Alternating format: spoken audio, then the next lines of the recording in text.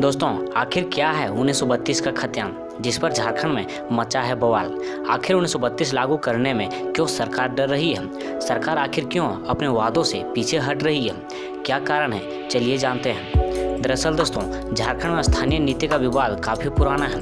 झारखंड में किसे स्थानीय माना जाए, इसे लेकर सरकार व विपक्ष के बीच हमेशा बहस चलती रहती है। स्थानीय भाषा का मुद्दा उठा तो एक बार फिर 1932 खतियान का विचार बाहर निकल गया है। झारखंड में 1932 खतियान की मांग तेज हो रही है।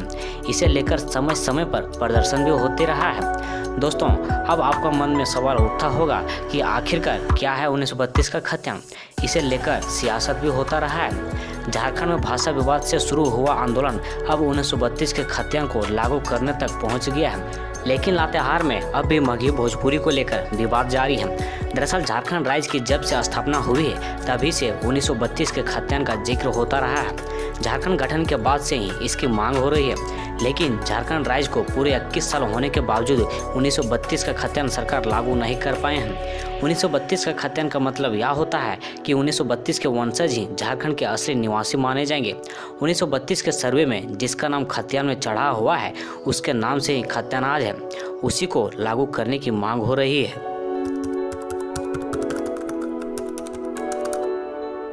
1932 का खतियान के बाद जो माननीय शिबू सोरेन जी ने की है वह राज्य के लिए एक अहम मुद्दा क्यों बना है। जेएमएम 1932 के खतियान को लागू कराना चाहती है। इस बार मुख्यमंत्री हेमंत सोरेन का अभी तक कोई आधिकारिक बयान नहीं आया है, परंतु विरोधी पार्टियां अपने अपने सहूलियत के हिसाब से बयानबाजी कर रही है। पर हम यहां पर एक ऐतिहासिक नज़रिए से जानने की कोशिश करेंगे कि वाकई में झारखंड में 1932 की खतियान लागू होना चाहिए या नहीं। दोस्तों, सबसे पहले जानते हैं कि झारखंड में कब सबसे पहले खतियान नियम लागू हुआ। 1872 में जब झारखंड पहली बार खतियान सर्वे हुआ, जिसमें संथाल परगना की जंगलों और खेतों का सर्वे हुआ था। इसके बाद 1922 में जीएफ गांधीधर के द्वारा संथाल परगना की पहली बार एक संपूर्ण सर्वे हुआ था। इसी का संशोधन 1932 में किया गया था।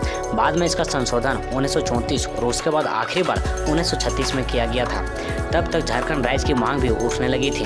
झारखंड राज्य की मांग पहली बार 1912 में किया गया था। तब मांग पहली बार क्रिश्चियन स्टूडेंट ऑर्गेनाइजेशन के लीडर जे बार्थोलोमेव के द्वारा किया गया था।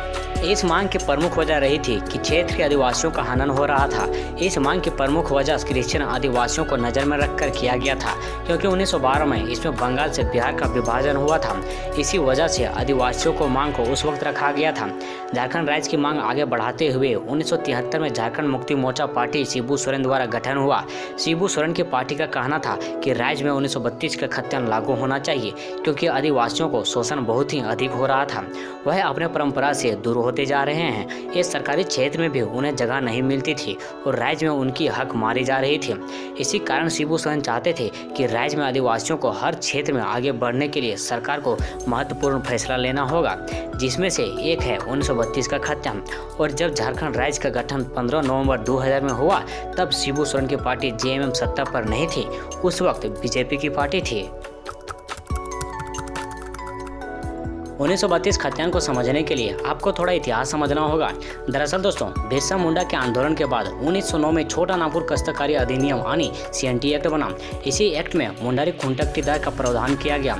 इसी प्रावधान में ये व्यवस्था की गई जिसके जरिए आदिवासियों की जमीन को गैर आदिवासियों के हाथों में जाने से रोका गया। 2002 में लाई गई डोमिसाइल नीति भाजपा मुख्यमंत्री बाबूलाल मरांडी ने वर्ष 2002 में राज्य की स्थानीयता को लेकर डोमिसाइल नीति लाई थी।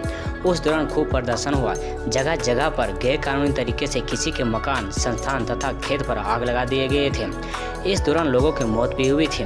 यह मामला झारखंड हाई कोर्ट तक पहुंच गया था और कोर्ट ने इसे अमान्य घोषित करते हुए रद्द कर दिया।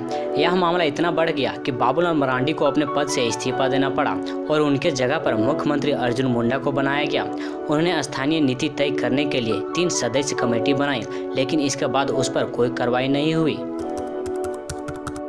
साल 2014 में जब रघुवर दास मुख्यमंत्री बने थे तो उन्होंने इस मामले पर एक बड़ा फैसला लिया था। हालांकि तब भी धरना प्रदर्शन हुआ था, लेकिन रघुवर सरकार ने इस मामले को निपटा लिया था। इसके दौरान रघुवर सरकार ने 2018 में राज्य की स्थानीयता की नीति को घोषित कर दिया था, जिसमें 1985 के समय से राज्य में रहने वाले सभी लोगों को स्थानीयता माना गया था। जेएमएम की सरकार बनते ही 1932 के खतियान के आधार पर स्थानीय नीति की बात होने लगी थी। सभी नेता इस मामले पर बढ़ चढ़कर बयान दे रहे थे। वही झारखंड के शिक्षा मंत्री जगन्नाथ महतो ने बयान दिया था कि झारखंड की स्थानीय नीति का आधार 1932 का खाद्यान्न लागू होगा। बीजेपी की सरकार 1985 की स्थानीय नीति का कोई आधार नहीं है।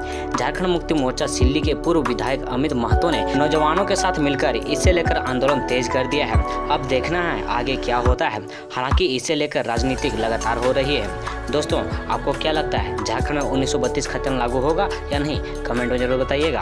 फिर मिलते हैं एक नए टॉपिक में। तब तक के लिए बाय बाय। जोहार झारखंड।